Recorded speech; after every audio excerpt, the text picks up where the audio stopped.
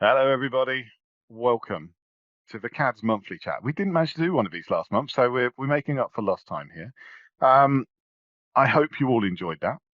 We got a few people. We're going to go reverse alphabetical order this week. We're going to start with Matt. Hello, Matt. Hi, How are you how's it doing? going? Yeah, good-ish. Goodish. Then Yes, I list think until we'll. we start talking football. Yes, I'm sure we'll get on to reasons why it's ish. Austin, how are you doing? Hi, I'm good, thank you. Excellent. And Still Ashley, feeling optimistic. still feeling up to. That's good to hear. Ashley, how are you doing? We had rain yesterday and the sun came back in sunny LA, so I'm a happy camper. Right, especially. That's the first bleep of the evening. But hey, we'll be fine. Sorry, Stuart. Uh, I love to say that to my family because nobody else lives over here. okay, so tonight we've got a few things to talk about, a few preset stuff, but as always, it's fairly fluid, it's fairly laissez-faire. If you've got something you want to say, if you've got something, that needs to be said, get it out. Don't hold it in because there's a fair bit of frustration going around, and I think that may even grow amongst the Spurs faithful over the next few weeks. But let's get started and see where we are. First thing I wanted to talk about is the recent downturn in results going to lead to an extended losing run? With tough matches coming up before January, what do we need to do to turn things around? Anyone got any thoughts on that? Have a That's biggest. such a big question. It sort of ties to what Ash is just trying to say about the players, and it also ties to what I want to say as well, which is which is about tactics. Hmm. But assuming under the circumstances with the players we've got and with the manager we've got and the clear picture of tactics that we've got ahead, yeah, it's going to be tough. It's still quite difficult to say, right? Because he's a new manager and he hasn't worked that much in competitive games with these players coming in. Hmm. So it depends on your level of optimism. That we should ask Austin, and he'll give us a nice happy answer. Well, it's still very, very early days. So, yeah. Austin, come on, positivity. Give it to us. Okay, we started the season and we did incredibly well. We've lost two games. One against Wolves, which was extremely disappointing in terms of performance, and one against Chelsea, which was 9 men against a very expensively put together team.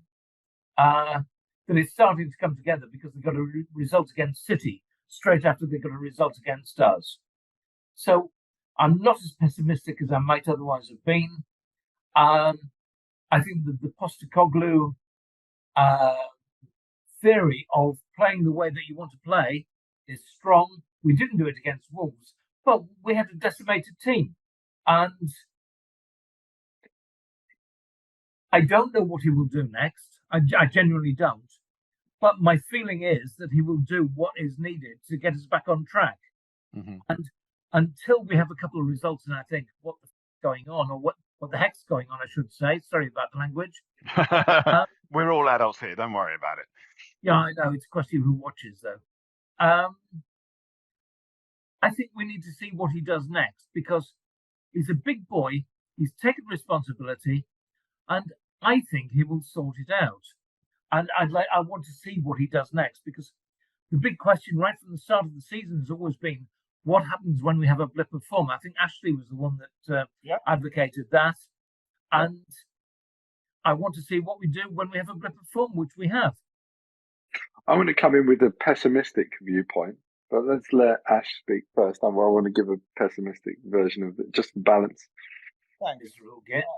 Um, Austin is right. I said this because I just figured the squad looked a bit thin, new guys coming in. We're going to hit a bad patch. And I said, refereeing decisions, suspensions, injuries, all of the above have happened. Now, on a positive note, like Austin, going into the third international break, who would have thought we'd be in top four? Probably none of us. We are in top four,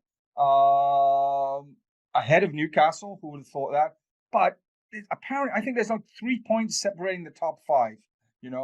Very tight. We're in the mix. Unfortunately, where the pessimism, yeah, Austin's right. What will he do? Because I have faith that he will find a way, but we are awfully, awfully thin. And who could expect 5 guys to be out, and these big injuries? So there are intangibles that even Ange may not at this point be able to overcome. I think we're ahead of schedule. He said he kept saying, "Well, we don't have a schedule or anything like that." I think we're actually ahead of schedule, but reality is hit. Where do we go from here? Yeah, so Matt, I mean, bring us the downbeat version. Come on. Okay. First off, I do want to say that the views I'm about to give are not my views, right? I'm actually still optimistic, and of course, I mean, you have to be. I mean, clearly You're the playing start of the devil's season's advocate. been rigged.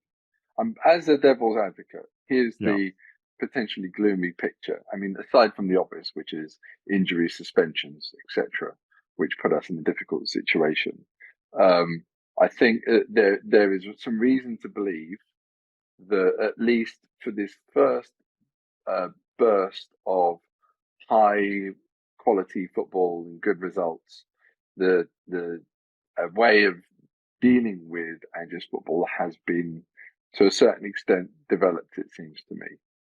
So I think that teams have started to figure out, not in general, I still think that, Ange's system potentially can outplay, when done well, can beat anyone.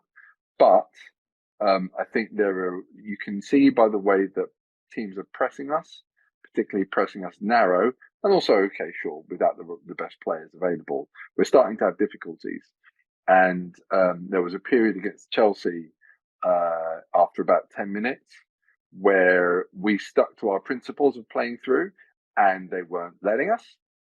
And we started to give the ball away. And there were times against Wolves as well, periods where we started to give the ball away, particularly at the end, where when teams know to press us with really high intensity, knowing full well that we're going to stick to our game plan, there's an opportunity there to catch us out and score. So I'm concerned that that our commitment to a certain style of football means that everyone knows what we're going to do. Mm-hmm.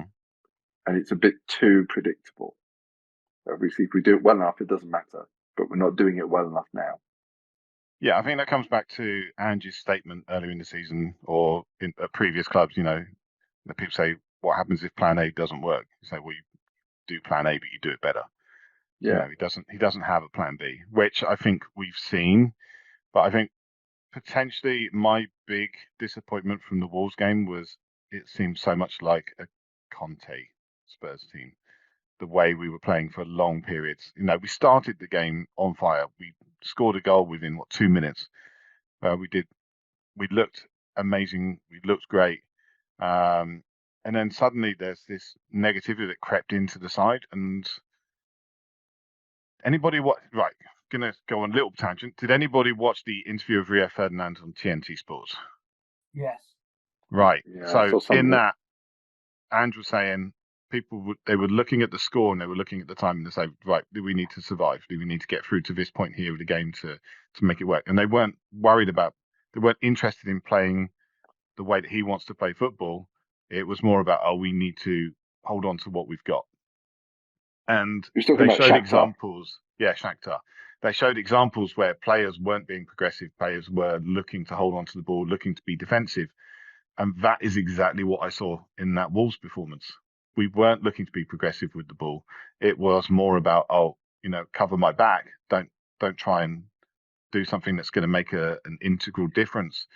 Just get the ball, move it on, let it be somebody else's problem. And I think that fell apart badly. That's true up to a point, but I think it was that they were failing to do it. I mean, they were not good enough to do it, right? Or not good enough on the day, or not good enough players.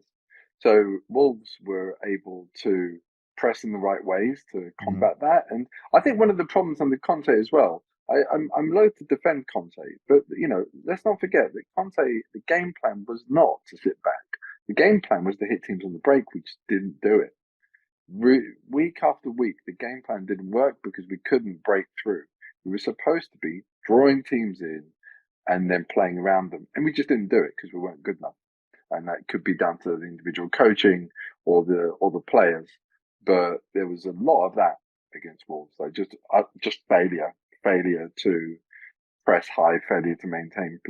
I mean, and I think Ange does have to take responsibility for that, because that doesn't just come down to injuries; it also comes down to team selection, and the midfield was turgid. I think. Yeah, go on, Ash. Yeah, thanks. I think it proves how important Maddison is, maybe even your doggy, because we didn't have that out ball, and he really does make everything tick. And what do we have? Højbjerg and Saar sort of covering that position, haven't done it, and not really those guys to do it. And I think it really, really showed that we got him, and then who's his backup? So far, but there's a lack of bravery there, right? Because I mean, Højbjerg theoretically, Højbjerg should have been playing in attack. He just wasn't, right? So I mean, and then so we should be playing Lo Celso, right? I mean, someone who's actually capable of being. Are we boring you, Austin? Come on, late one for him. I had a really bad night last night. I woke up about 3:00 this morning. I couldn't get back to sleep, so I'm actually physically tired. So I'm not bored at all. I'm just waiting for the appropriate moment to come in and interrupt Stuart's closing moments. It will happen. Why wasn't he? Because I think you mentioned in one of your posts, Matt. Why wasn't he brave enough? Why didn't he start Lo Celso? Why didn't he? Was there somebody else he could have done too? One of the younger centre backs, perhaps. Good opportunity to put them in. Why wasn't he brave enough? He was awfully brave in the Chelsea game, but not so brave in this game. I mean, it's an away game. About the centre backs, I watched the under 21 game against Portsmouth a couple of days ago, and Dorrington was poor. He's the one that has been touted as being a natural successor, but he actually wasn't very good. He was weak. He let people push him, and I just don't think he's good enough. I haven't seen Ashley Phillips, so I can't comment on him. Well, no, I saw Ashley Phillips before, but I haven't seen him since he's been with the club. He certainly didn't play in the Portsmouth game, but he was. Dorrington wasn't good enough, and whether Phillips is good enough is another question. I just don't know. So the criticism I've heard of the two of them is that mostly about development. Is that Dorrington isn't yet physical enough, but is a ball player, and Phillips is potentially physical enough or closer to being physical enough, but isn't enough of a passer. Yeah. So between the two of them, they're just lacking. They're lacking. They're not ready. I think that's what that's what Ange obviously felt. They're not ready. But what about getting back to the point you were saying about Maddison being out, and he was a huge miss. Even after the first goal, you didn't notice that we honored him by doing the dart throw celebration. I mean, the guy's he's our team now. Why didn't he put on himself or even Brian Hill? Not ready. I don't like that, by the way. You don't honour players that aren't there. They're not there. You forget about them. Reminded me. It's a little bit like the Neymar injury thing, where they're holding up shirts and in tears. Like, just get over it. But concentrate on the play. I know it wasn't anywhere near as big. No, it wasn't anything like that. It was actually a good thing. I disagree. I disagree with you. Yeah, I know you'd like to disagree with me, Ash. But no, I mean the point is that it's a minor point, but I think stop dwelling on your on the people that aren't there and focus on the people that are. But Lo Celso, I know he's not trusted apparently. I mean, what can you say? Do we think that? Do we really think that Ange wanted to be more conservative? I mean, this is the thing we're talking about. I don't think he wanted to be. I just think we failed to break through. I mean, the big problem for me in that game was, you can bemoan the way that the entire game went, but the way that we played after letting a goal was just, that's the real madness. I mean, it's 1-1. Just keep it tight, keep it tidy, keep the ball maybe, don't do anything rash, and it was just painful. That second goal was a real sucker punch, and a real gut punch. Sorry, and it was. I think it was avoidable. I think we need to be able to. Ange needs to be able to get the team to hold out for a few minutes. I think one thing you've got to take into consideration is that Ange has come in, he's done what he's done, he's got us playing on the front foot largely, but we haven't yet seen what he's been able to do with the team in terms of coaching when we're actually up against it. And I think that aspect of what he's capable of needs to take some time to come to the fore, because he hasn't had to do it so far. Up to now, the breaks have gone with us. We have had luck in terms of getting to 26 points in 10 games. I think we need to see what he's going to do now to actually cope with things that go against us, because that is absolutely critical. Yeah, I agree. And he has, I think it's he a bit has of, done it's this a in bit the of a past. reality check. Excuse me, I've got to take a very quick phone call. I'll be back You with go in a for it. second. You go for it. So he has managed this in the past. He has managed to effectively manage the issues of players missing, players being out injured. He had a brief spell at Celtic where he was missing his main central defenders, and he actually switched to a three at the back system. So he had more players in that area filling out those roles. So, you know, he has done it, but he did it He had very, plan very B. briefly. Wow. He had a plan B. He adapted plan A. I mean, I do think it's a little harsh to say he doesn't have. He has strategies, but they all fall under the category of like attack. Yeah. Right. He does. There were games where we were going long initially in order to then follow up. If teams were playing a high line, we were playing balls over the top to run onto and then to continue pressing. It was more like when in possession, you press high and you have a high line. That bit seems to be a bit of a constant. Although oddly again against Chelsea with 9 men, that's when the back line was the highest.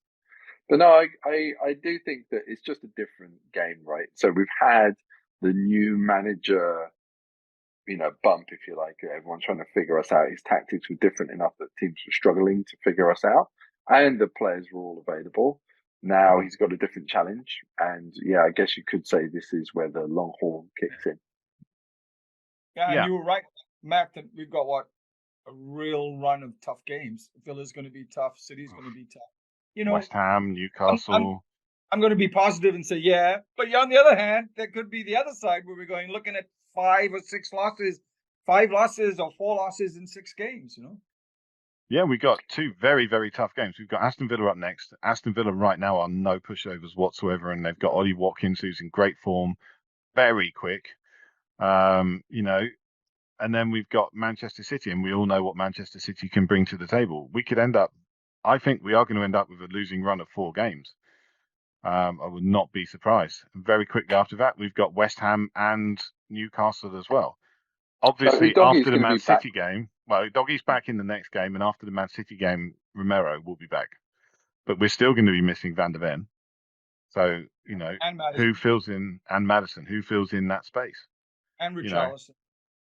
And Richarlison. I think Richarlison is potentially less of a major loss than those other players. But we're still thin on that left-hand side. We've got 3 players out already. The devil's flank, yes. We're very, very short in that area. Yeah. Right. I mean, I think that Udogie, as we were saying earlier on, is a major miss, and it'd be good to have him back. I still don't think centre backs is what we really need. But I guess if you want to try and see it in any kind of positive light, and if you start to accept that under the circumstances, we knew that for us to maintain the title challenge to the extent that we ever were, required a very large amount of luck, and I think that's pretty much already out of the window. It's just very, very hard to imagine us keeping touch under these circumstances in the next few games. But so in that light, Man City becomes a bit of a free hit. So you can sort of say, well, it doesn't really necessarily matter that much, because the irony is we always do quite well against City, but only because we've been playing deep, low block and counter. We're not going to be doing that anymore. So definitely not going to be doing that. No, we could be torn apart. But again, it's a bit of a free hit. I don't think we're going to get a result if we can't play our plan well. Villa's more of a problem, but at least then we'll have Romero back. I know I defended Romero after No, the Romero won't Chelsea be back game. for that one. No, I mean Romero's going to miss after that one. City. I mean It's after Aston City. Villa up next, and then Man City. He's going to miss both of those Yeah, no, games. I mean after Villa and ignoring City because it's a free hit. Because it's a free After hit, these two games, we'll have Romero back. And as I was saying, I know I was defending Romero a little bit because I thought the sending off was a little bit harsh. The more time I've spent afterwards, the more pissed off I am with Romero. He's one of the reasons we're in this situation is his poor judgment, and we need better from him. It's not good enough. Yeah, this is a vice captain of the side we're talking about. We need someone who's going to be mature enough to not get himself sent off in critical games. And any game against Chelsea is a critical game, as far as I'm concerned. He should be the man right now that's holding the team together, holding the defence together. Can I say something? Yeah, I actually think, whilst Romero, I would criticise because he has been headstrong and wild. I actually think that tackle that he got sent off for was not as bad as it might have been. I think he cleared the ball and he followed through, but I don't think he had much opportunity to not follow through. It was very close to the ankle when he cleared the ball, and yes, it was a sending off. I'm not denying it was a sending off, but I think that was more of an unlucky sending off than some of the other wild challenges he's gone in for before. We talked about this at length last time, Oz, and I think you and I were both there, right? You were there last time after the Chelsea game. Yeah. Yes. We talked about this, and I mean, I was even going so far as to say that I don't think it was fair that it was a red card, but I think that the question is how much did he deliberately follow through, right? And if you depending on the person, I know people talk about it like, oh, he's not that kind of player, but you kind of have to a little bit try and make a judgment of whether something's deliberate. And the fact that it's Romero doing that as opposed to like Van der Ven, if Van der Ven had done it, people been, the referee might have taken a different view. Maybe cleared the ball, connects with the ankle, bad luck. But because it's Romero and a few minutes early, he'd just given someone a kick, he's off. And I think that one of the reasons why he got sent off was because of what he'd done a few minutes earlier. And he deserved to be sent off for that. And apparently in VAR, they were talking about whether to send him off for that. It was a discussion to check whether that was a sending off offence when he lashed out and kicked that guy from the ground. So I think either way it amounts to the same thing, which is the first kick probably did for him as much as anything. He needs to do better across all incidents, all play. I agree with that, although by the same token, when Beckham got sent off for doing that, I was absolutely outraged. I thought, oh, f off. He's touched him. That's all he did. And that was all that Romero did. Yes, it was petulant, and yes, he should have been censured for it, but that's not a kick, for Christ's sake. I mean, if someone goes down from that, then they want their... I won't say what I'm going to say, but it's pathetic. I mean, I played football at a reasonable level, and if someone had gone down from a kick like that, we would have actually castigated the person that had gone down, not the person that had perpetrated the kick in the first place. But it doesn't... Romero's right. I agree that Romero is wrong, but I don't think their player made a big deal of it at the time. I don't think he made a meal of it. I don't think he was rolling around, grabbing his legs, screaming. No. But with VAR, you can see it all. I mean, whatever. But it doesn't matter because with VAR, they see these things. I mean, we saw it at the time. I saw it on the edge of the screen. Went, what did he just do that for? And I think it was a little bit worse than the Beckham one because he was on his bum, looking up, clearly swung a leg. Whereas Beckham was sort of lying on his front and sort of flicked out his boot, wasn't it? He sort of flicked up his boot in a slightly... Beckham's was more petulant. Romero's was more violent. So, which, kind of ties in with the players' personalities. But yeah, I mean, I have to say, I thought it was a red card. Maybe not the Beckham one. I thought it was a red card when he kicked out Colwill. I definitely thought it was a red card when he had a go at Enzo's ankle. And if you listen to the VAR commentary, there was no doubt he was going off for that tackle when they saw what he did. They're like, yeah, he endangered another player's safety on the pitch, which Yeah, is what he did. we don't need a long conversation about this again. We already spent about 10 No, minutes no. talking about it Yeah. last We time, did, but we it's just did. his attitude. Go on, Ash. I'd like to go forward. Okay, with Madison out, what is Ange going to do in terms of putting in that creative player? Do we already have that player in a guy like putting Decky there? Can Betancourt play there? We don't know if Lo Celso. I think that's one of the most important things because he's out for what, another 10 games or a Do we know bunch of this? I've been meaning to check. How long is Madison out for? Confirmed. Don't know. Do we have any idea? Till know. January at least, apparently. So that's what, 6 games at least The Till nearest January, player- meaning for the rest of the year. for the Yeah, rest for of the- 2023. Yeah, The nearest So- player we've got to Madison is Jamie Donnelly, who has got a very, very sweet left foot, and some of his through passes are absolutely sumptuous in the young games. But before you say anything, Matt, I'm not sure whether his all-round game is good enough. But I have been very impressed with what I've seen him. So what about more That's realistic than that? Because he's not going to come in right now. Thing What with- about Yeah.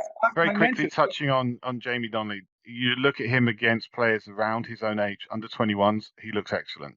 As soon as he steps up against players, the Peterboroughs, the Cambridge Uniteds, players who are a bit older, he has struggled in every single one. And I think he needs a loan. For me, I think Højbjerg was given the nod in the last game because he's come on and done well as a substitute in previous games. And I think Ange looked at it and said, okay, you did a job. He actually looked pretty good against Chelsea a lot of the game. I think Ange looked at him and said, you've come on, you've done a job, go out there and do that kind of job against Wolves. And he didn't. I thought he was much more negative. He was much more, he held himself back a lot more. At one point, he was playing alongside Bissouma as the second number 6. And I was like, what's he doing? He looked more like a double pivot there, Yeah. But the whole midfield was the problem, right? I mean, Bissouma didn't have a good game either. Bissouma was no better than Højbjerg. But then one or the other. But the problem was that we were playing both at once. And Yeah. I've heard it said, and I've been one of the people saying this, that Højbjerg is a better player if he's released, allowed to attack. Absolutely. But that only works if he actually does it. So just stay on the Exactly. pitch. The interesting thing for me was Sarr seemed to be playing the Madison role. He So, was. He was up further, yeah. He was Yeah. pushed up much further, and we didn't get to see enough of that. But yeah, I thought Højbjerg was playing too deep. Højbjerg should have been playing the Madison role. I thought Sarr should have just been left to continue doing the job he's done so well this season. He's been excellent. I thought Bissouma was scared to get a booking, Yes. knowing that it would put him out of the next game, which he then ended up getting the booking, and he looked a better player after he got booked. Yeah. So there were so many things going on in that midfield, and the midfield really let us down. And I have to say, Royale, a special negative mention for Royale, because sometimes when he plays in this inverted fullback role, he's just all over the place. He seemed to be playing like inside right back, not inside left. He was on the other side of the pitch so much of the time. He doesn't seem to understand that an inverted fullback, you have to keep on your half of the pitch. It's like but be like quarter of the pitch width over, not 3/4 of the pitch width over. And he was just wandering around all over the place. So I thought he doesn't really seem to know what he's supposed to do. And given that these players are basically midfielders, then you end up with like Royale, Højbjerg, Bissouma, and Porro doing a reasonable job, all in the same kind of areas, playing across this area with, it just becomes a real mess. I think, Madison does well, and he's an excellent player. I agree with Ash. Yeah, I agree with you, Ash. That's my turn. Madison is a great player. He knows where to be. He's a high quality player in every respect. Great judgment, great skill. He's a really important player for us already, and he knows when to come deep and then when to move in and out of the back four. Don't go loitering. Don't go sitting deep like Højbjerg was doing. But I don't. I hope Ange is working on it in terms of we need more impetus, more creativity, more inspiration out of that position. Whomever it is, we need more of it. I think the obvious. There are two obvious players, right? One really obvious, which is Lo Celso. The closest thing we've got to Madison is Lo Celso, in my opinion.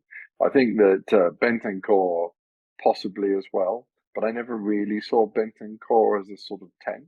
Personally, I was No. thinking Bentancur was more of an 8. He's always worked or better 6. from deeper positions, I feel. Yeah, but he Yeah. actually got like 5 goals or something of us before he got injured, and Sure. he was playing much higher up the field even under Conte. You know, He's a great presser. So I think he's a great player for our system. He was getting his goals attacking from deep, though. It wasn't being pushed further up the field and playing in that more attacking position. You know, he was playing as an 8. He was arriving late and getting headers and, you know, getting onto balls that were being put into the box. And I think he's a brilliant player. I'm so glad to have him back. A little bit scared that he's on international duty at the moment and he's going to be up against Cuti Romero in a game. I can just imagine how that's going to work out. We know Cuti Romero doesn't look after his friends. Look what he did to Enzo. So yes. Don't, Stu. Don't. Just don't. And look, if I put it out there, then the less chance of it happening. So yeah.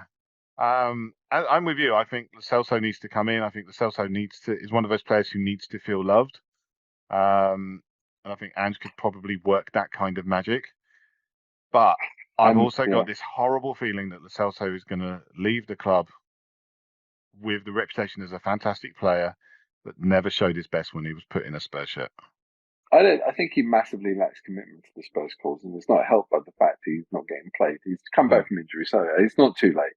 But I mean, I'm done with Højbjerg, really. I mean, at least this idea that Højbjerg can do what he does for Denmark. He just doesn't. He's not doing it, and that was his chance. And he didn't do it. He failed to take the opportunity to show that he can attack. Have that kind of and understand what it means to be an attacker. Maybe he's just falling into old habits, and it's a coaching question for Spurs. And that was one of the problems where you said, Stu, earlier that we looked like we were playing like a Conte team. Where if you look at the team sheet, it looked like a Conte team. Oh yeah, and I think that was part of the problem. Like, you know, people look around and they just fall into an old groove, and it needs to be coached out of them. Maybe if you're being optimistic, but I think that. Højbjerg and Bissouma shouldn't be playing on the pitch together anymore. I'm done with that. We need to get some real attack on the pitch. In fairness, Matt, when you consider that our 2 central defenders were out and our most creative midfielders were out, I can understand why we look like a Conte team. I think they are the 3 most important players that we've got this season. And when a third of your team is out like that, then it's very, very hard to compensate without a lot of preparation and a lot of training and other people coming in to fill in. And I'll be very interested to see what happens with the team for the weekend. I think it's the nature of the loss as well, right? It's the nature of the loss, isn't it? Because it's 2 late goals. You know, if you're playing away to Wolves and they're no mugs, they're a decent team.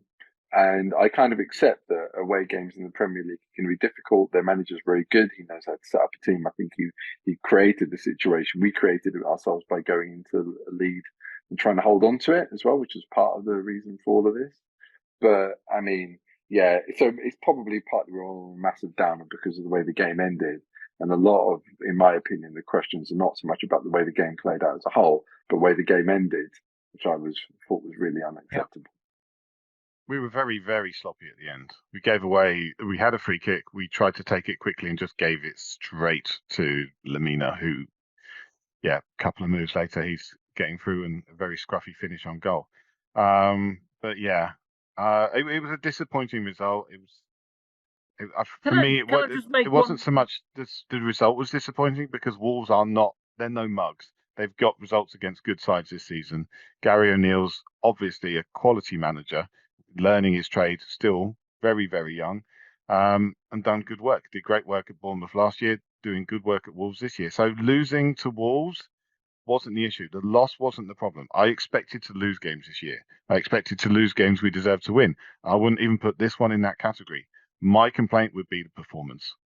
And the performance was not that of an Ange side beyond the first few minutes where that first goal I looked at, I was like, for me, that's an archetypal Ange Postecoglou goal. You know, some great wing play, whipped it across the box and somebody arriving to knock it in. It looked great. I want to see more of it. Can I say something about the winning goal that Wolves scored? The free kick that they got, I thought should have been our free kick. I was absolutely gobsmacked that they got the free kick from that challenge. I think this brings us on to another issue. One we didn't actually put in the running order, but anybody else feel that the refs recently have been letting stuff go, which they really shouldn't? Against Chelsea, there was a dive from Sterling, which everybody's clearly seen, which was described as a stumble by the VAR team. There was one point where we got a free kick and a Chelsea player kicked it away, which is an automatic yellow card, and nothing got done.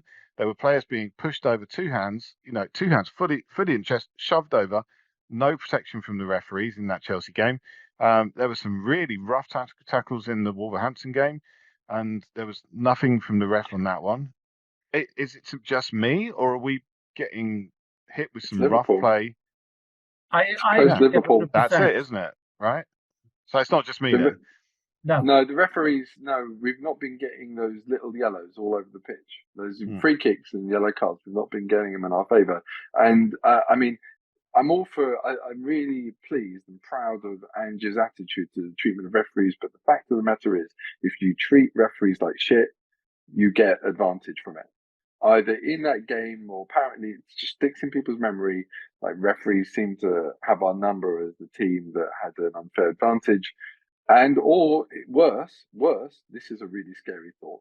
They know that Ange isn't going to chew them out for it, so they feel free to make decisions against us, which is a big problem. If this is what you need to do, and I hope I'm wrong, this is what you need to do to get referees to treat you properly and fairly, then we're in trouble, because Ange won't do it. I firmly believe, and it's very, very easy as a football supporter to say, oh, the world is against us. But I firmly believe that we get less decisions for us than we do against us. Particularly against Chelsea. I almost push back against this, because I think that people are constantly complaining about referees being against them. So as a blanket rule, when people complain about the refs having it in for Spurs, or even other fans having it for us, in general, I think it's rubbish. However, I agree, the last 3 games or so, whatever it is, it has been weird. Yeah, I'm not making a larger comment on the season or last season or anything like that. I'm literally saying the last few games there have been instances that you'd look at and you go, that should definitely be a yellow card, and it wasn't. That should definitely be a foul, and it wasn't. And one of the things that led to Romero kicking out of Colwill was he was shoved straight over by Thiago Silva. So again, to me, he lost his head, and I think we've talked about that enough now. But that is a risk with playing Romero. So yeah. But who do you bring in? I mean, one of the other points I wanted to talk about tonight is: do you put your faith in youth? Or do you rely on players like Dyer, like Davis, who are potentially the remnants of an old regime, who are used to playing in a different manner and maybe haven't quite got it yet? So do we... We've got no choice. We've got no choice. Yeah.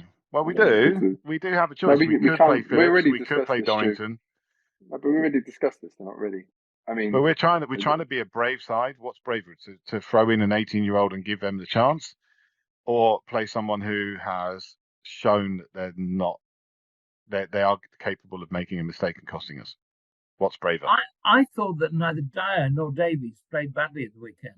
Didn't. I thought they both made good challenges and they worked. You have to take into account they're thrown into the team because 4 of the first team players aren't in. That is nearly half the team. And so they are under more pressure than they would otherwise had they been in the team when we were playing our first team. I mean, I think that this is slightly off topic, but I just want to get this in. Those players, many of the players that played against Chelsea or started against Chelsea, particularly, not that there were many left, must have been absolutely knackered. Yeah.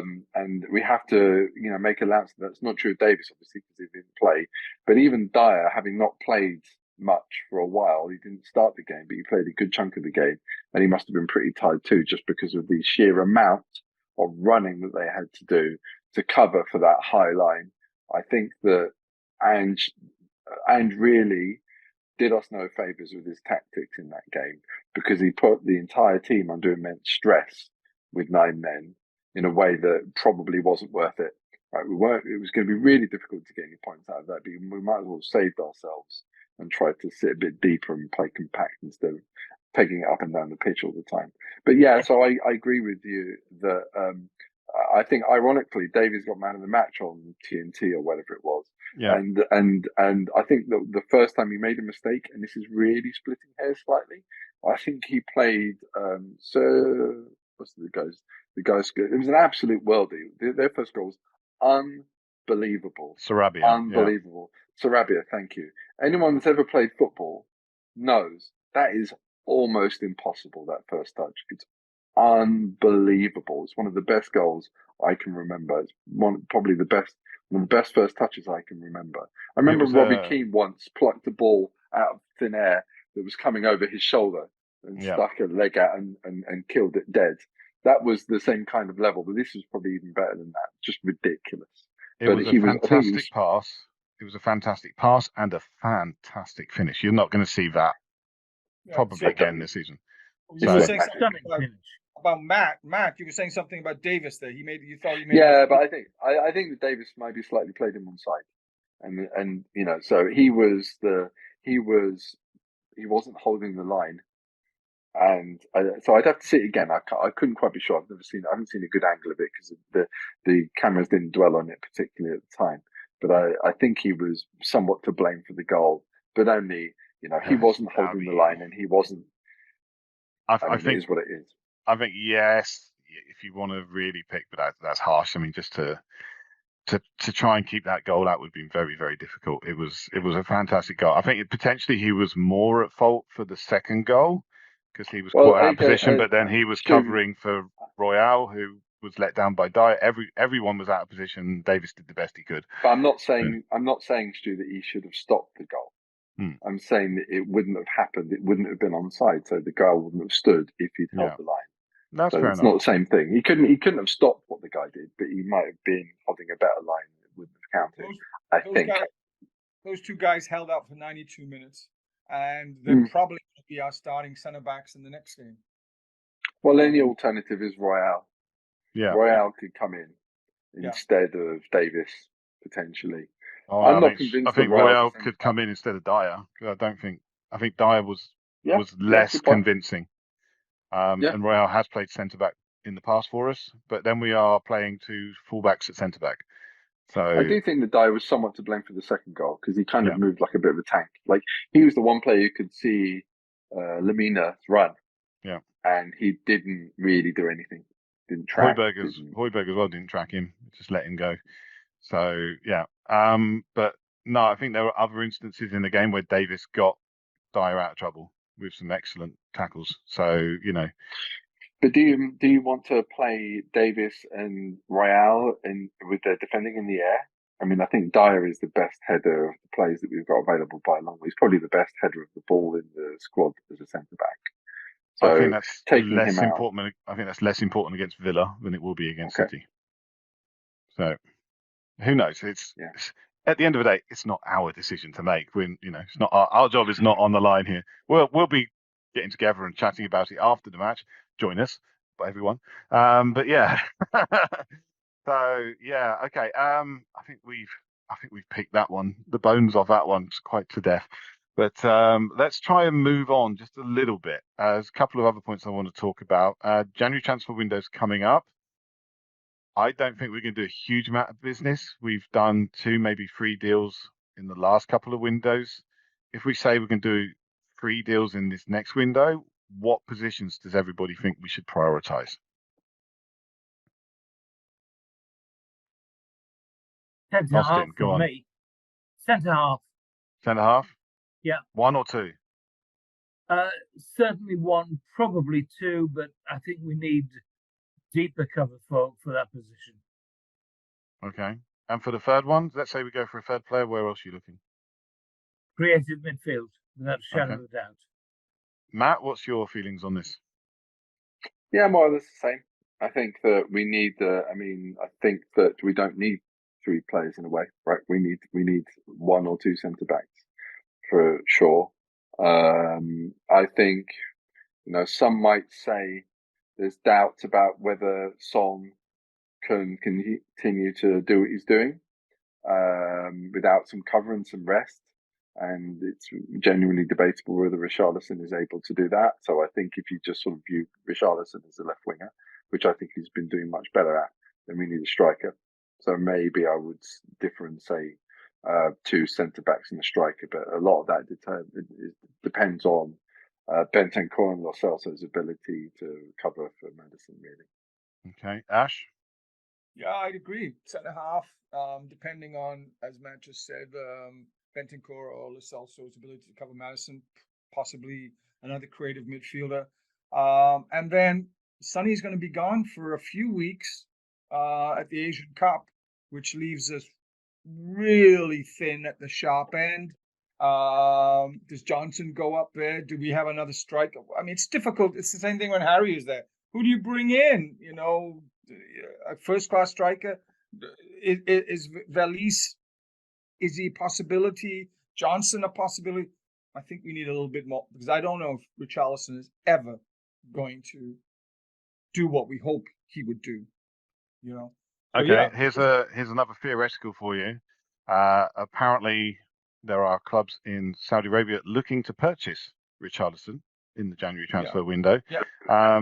There's an interesting thing. At the moment, Saudi clubs are restricted to 6 foreign players per team, but that's going up to 10 in January. So they will be able to purchase more players. And as we know, they got the money. If a club came in and said, we will give you your money back for Richarlison, who's taking that deal? That plus Lo Celso. We'll give you your money back for Lo Celso. If Richarlison's got a brain, if Richarlison's got a brain in his head, the question is moot, because it doesn't matter if we accept he won't go. No serious footballer goes to Saudi Arabia if they want a serious career, and then the career's not over. This is still a retirement home league. He's not going to be playing Champions League football there, is he? Obviously. I mean, I don't think he would go. There is talk about the Saudi Arabian side being invited as a guest to next year's Champions League. Wow. Might not be his side, still a of course. retirement. Yeah. Yeah, it's still. I just don't. I don't think it's a viable option for any serious footballer. Wake up, Oz. Ash, give him an elbow. Wake him up. Oh, shut up. He's on your side, Matt. You give him. It's not for me. I'm that way. Okay, that's the way. Yeah, there absolutely. it is. Red card for Pieri. We're going to get back to the tactics. Last talking point. Yeah, last talking point from me. We've seen in the news Chelsea Chelsea revealed to have made some slightly illegal payments through offshore vehicles. It looks about at least £20 million worth of money has been siphoned here and there to pay for various things. Eden Hazard bonus payment to an agent, I believe, is one of those. Antonio Conte's wage, £9.7 million wage, that was also funneled through an offshore thing. There is talk about potential points deductions, and there is potentially some pie in the sky talk of titles being stripped. How would everybody feel if Chelsea was stripped of the title from a few seasons ago and we were promoted into champions? Do you really need to ask this question, Stu? I do, because I honestly, it would do nothing for me. What would it do? You look at it, you go, yeah. You're not going to say no, are you? You're not going to say no, but are you going to celebrate it? Are you going to be able to turn around and say, people go, yeah, we're going to have a parade of, people go, oh, you've not won anything for years. Oh, actually, we were rewarded a league title when Chelsea had it stripped from them. Are you really going to count that? In a debate with an Arsenal fan, you can either use that or not use it, and then you've got the option. Yeah. The main abiding feeling I have is it would be hilarious. That's the main thing I would take from it. It would be so funny. And as we said on CADS, can you imagine if Poch was awarded the title from whatever it is, 16, 17 at That's Chelsea. right. What's he supposed to do? He's going to be like, okay, well, that trophy in that cabinet, that one's mine now. So, you know, do you Here's celebrate? your Maurizio. Here's your winner's medal. Wear it with pride at Chelsea. Yeah. Don't wear that around the training ground. Can you imagine? That'd be hilarious. I mean, you know, he would dearly love to win a Premier League title, to win a trophy that matters, frankly, because the stuff at PSG was kind of token stuff in a way. You know, it's a gimme. So this would be the first time he'd actually won something important that, you know, in a league that's difficult. So that would be hilarious. One quick aside to do with that. Of that Chelsea game, our game against them, that whole Pochettino thing just got swept under the rug because it didn't matter, because there were so many other things that became bigger. Yeah. And I didn't even think about it until just now. I go, oh yeah, right. He was managing against us. He didn't really have much of an impact, and was he booed? I don't even remember what happened at the game. A little bit, yeah. The ball came to him at one point on the sideline, and he brought it down and got a few boos. He did? Yeah. He got a polite round of applause earlier on, though, when the team was read out and his name was read out then. So, you know, I think overall he came out about even. He came out, okay. All right, anyway. Okay, so we're getting pretty close to wrapping things up. And I think before we wrap things up, we need to throw the ball over to Austin and say, Austin, what have you got to say? I think we're in a very interesting position. I don't want to predict, because I think that Ange has got a situation that he hasn't had yet with this team, but he did have with the Celtic team, because he started badly with the Celtic team. And I look forward to seeing what his response is. I'd rather have this conversation in 2 weeks' time when we've had 2 more games, because I just don't know what we're going to do in the next 2 weeks. Anyone else? So I wanted to. So I know that we kind of covered the question I wanted to discuss today, which is about Ange's tactics, but I don't think we've quite. I know this is going back a bit to earlier in the show, but the one of the things that I'm worried about is not the high line, not the commitment to attacking football, but the way that we try and play through teams, come what may. And the worst moments in the last 2 games, in my opinion, also the worst period of the games, we have given the ball away a lot. So under pressure at those key moments, like those, 10 to 20 minutes against Chelsea, we gave the ball away 2 or 3 times, 4 times in a row. At the end of the game against Wolves, we gave the ball away repeatedly. When teams know that we're going to try and thread those balls through, they're reading it, and they try to steamroller us. So we have to stop doing this. Maybe part of the answer is we just turn around and play it back, right? And as long as we can keep the ball among the back line, that's fine. And maybe that's one of the mistakes that Dyer made against Wolves, because he just punted it long.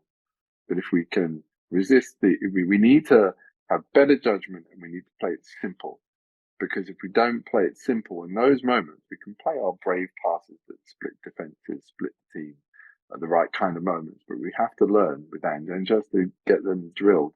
So if you're going to stick to this game plan, you have to play it safe.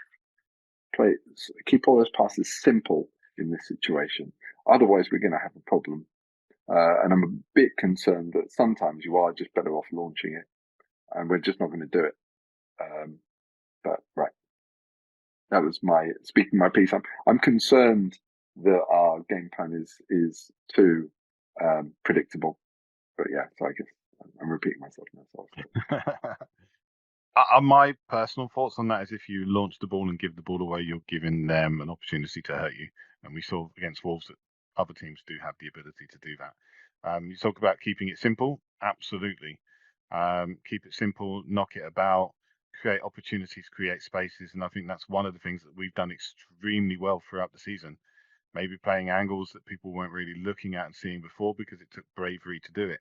The number of balls that have been fed into the fullbacks in inverted positions, a lot of sides don't do that because it invites a certain amount of pressure. It's going to be interesting how we cope without Basuma as well, because he's one of the best at receiving the balls like that. But yeah, there's a lot to look forward to. There's a lot to be scared of, I think, as well.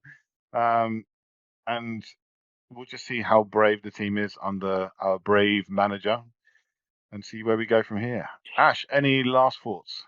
Yeah, bravery. Let's hope for the best, but let's face it, it could go a little pear-shaped. With no other team is rolling over. We've got tough games coming up. It could. Who was it? Stu said we're looking at possibly 4 games in a row losing, maybe. And then how? First of all, what of us fans? That was a kick in the gut. The last game. What would it be if 4 games in a row? Not to say it will. Row happened, and then how will that affect that whole atmosphere at the ground and the love of Ange and everything? Oh, it is precarious. But yeah, come on, you Spurs.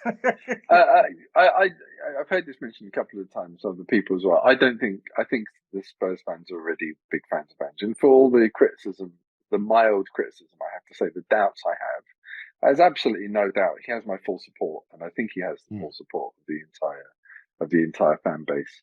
Even if we lose the next 2 games, I don't think it's going to move the dial very much. I think the Spurs fans already love him. Yeah, I don't think it's going to affect the support for Ange. I think we will start to see more negativity come out from the Levy out crowd, which we've already started to see. With 2 losses, and you can start to see it on Twitter and Facebook and other social media places. Sorry, not Twitter, X. But yeah, I mean, cesspits of disgusting commentary that they are. All of those places can, they've led to some real negativity, and it's not something we need as a club right now. We're all trying to pull in the same direction. So, yeah. But yeah, okay. So thank you everyone for joining us. For those of you that are stuck around this far, thank you very, very much. We are now available. Still awake. We are now available on YouTube Music. I am. You're still with us. So Yes, available on YouTube Music. So please subscribe. Please follow us on YouTube Music. Look for the CADS playlist on there. Download it. Listen to us in your car, on your commute to work, on your way home, and we look forward to seeing you soon. We will be back after. I certainly, hopefully others will be joining me. We'll be back after the game. Against Aston Villa and the game against Manchester City. So please join us then. Leave us your comments in the section below. And until then, come on, you Spurs.